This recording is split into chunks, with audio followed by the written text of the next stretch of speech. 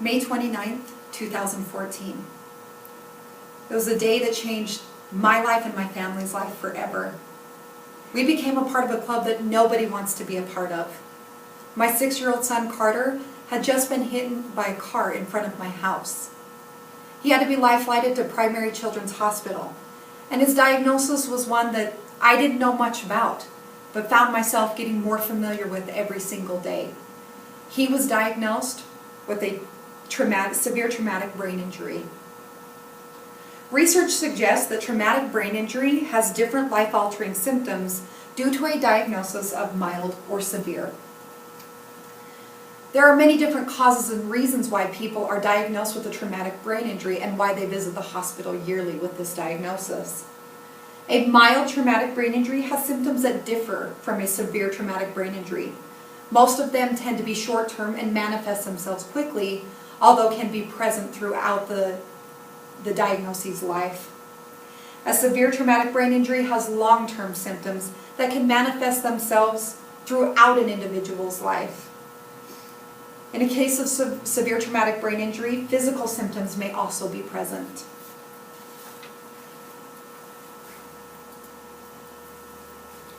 Traumatic brain injury range in causes or reasons why the individual are sent to the hospital. According to Carolyn E. Dolan in her 2010 publication entitled Brain Injury Rewiring for Survivors, A Lifeline to New Connection, the following are the highest reasons and causes of a traumatic brain injury. One would be an open head injury. An example of this would be a gunshot wound to the head. Closed head injuries. These are most often caused by slips and falls or motor vehicle accidents. Deceleration injuries. Chemical toxic or a poisoning to the brain. Hypoxia would be a lack of oxygen. Tumors. Infections, either viral or bacterial, as well as stroke.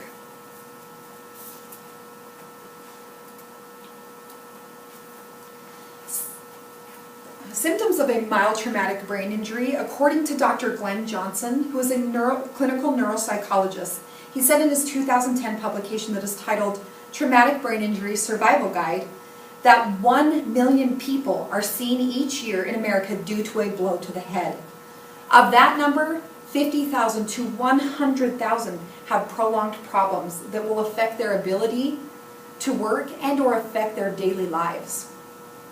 Going back to Carolyn E. Dolan and her findings in 2010 in Brain Injury Rewiring for Survivors, A Lifeline to New Connection, when an individual experiences an injury to the brain, not all symptoms are present with a mild traumatic brain injury, but some of them may be fatigue, headache, visual disturbances, memory loss, poor attention and or concentration, sleep disturbances, dizziness or balance issues, irritability, depression, and seizures. Carolyn E. Dolan, also from her findings in 2010, states that 15% of people with a mild traumatic brain injury have symptoms that last 1 year or more. Symptoms of a severe traumatic brain injury are passionate to me because that is what my Carter was diagnosed with. And that's what I go through and experience daily with my child. Based off of a National Vital Statistics System survey that was conducted between the years of 2006 and 2010 and was published in the year 2010, it shows that 43% of individuals are hospitalized with severe TBI and have a related disability 1 year after the injury. This is huge.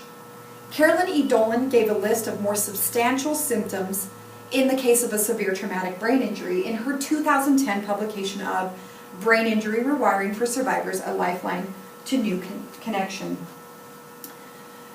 I'm going to go through that list now. Cognitive deficits. Examples of these would be memory, confusion, or the inability to pay attention. Speech and language. Examples would be reading, writing, or speaking, speech issues. Sensory. Movement and touch are associated with those. Perceptual. This would be patterning sensory impressions. Vision. Examples of these would be sensitivity to light, blurred vision, also loss of vision. Hearing. This might be a decrease in hearing or ringing present in the ears that was not there before. Smell, taste, seizures, which is also present with a mild TBI. Physical changes, such as changes in the body that are visible to others. Paralysis, pain, as well as stamina. Social emotional. Examples of this would be depression and aggression.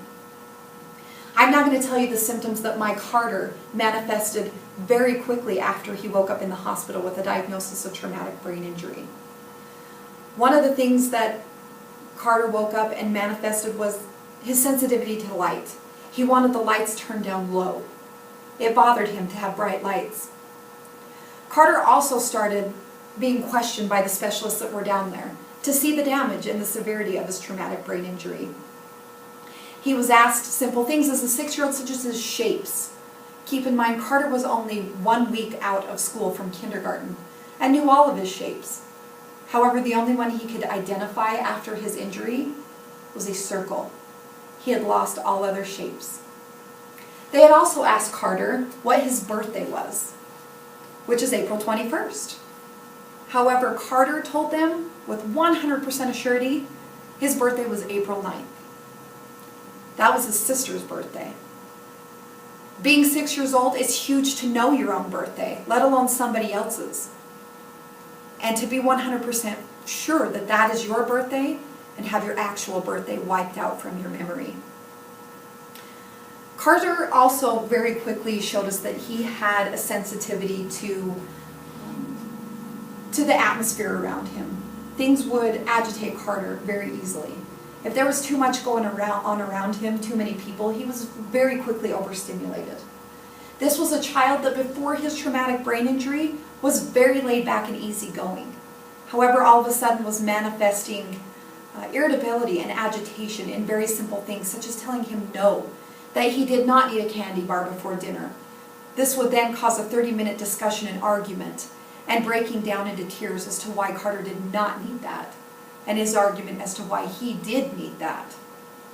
A child that would more than likely just tell you, okay, was now arguing with us for a substantial amount of time and breaking down into tears. Carter also was the type of child, because he was so close in age to his little sister, that could leave my presence for a week at a time on vacation with my parents and be okay with it. He would call me and check in and say, "Hey Mom, how you doing? I miss you." But he was okay.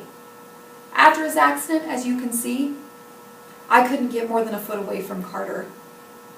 And still to this day, no more than a couple days goes by and he's ready to be back in my presence. I enjoy these moments because I know there's going to be a day when Carter probably won't want to be around me as his mom, because all kids tend to go through that. But this was very special to me as well as challenging. Another aspect was they jokingly asked Carter, who was a diehard St. Louis Rams fan, because my dad was also a St. Louis Rams fan and had been since birth, who his favorite football team was. And he, with 100% assurity again, looked at them and said, the Seattle Seahawks. From that day and this day still, Carter is a diehard Seattle Seahawks fan. He never used to be. We can tell him he was a St. Louis Rams fan. He'll look at us and say, "Nah, I've always been a Seahawks fan." We don't know if coincidentally enough they had just won the Super Bowl that year, but ever since then, Carter was a diehard Seattle Seahawks fan. Carter has had to go through lots of physical therapy to help his balance issues. Carter still to this day stumbles and falls a lot. He just finished up his soccer season where he did very well, and he tries just as hard as the other kids, but has to put forth a little more effort, because unfortunately, because of his dizziness and his lack of balance, spends more time on the floor than the other kids, but he tries his very hardest.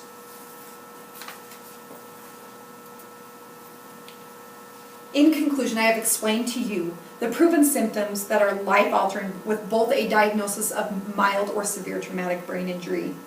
While causes can be different with a mild traumatic brain injury, the changes to the brain trigger both short-term and long-term symptoms, that cannot be seen necessarily with the eye, but are very real in the brain.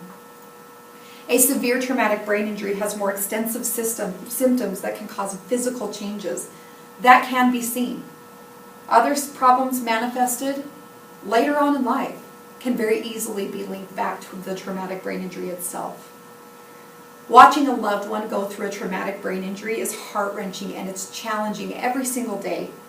Becoming more aware of and making others more aware, such as employers and school systems, of what goes on inside the head of someone with a traumatic brain injury can give someone a tremendous sense of hope after tragedy. Thank you.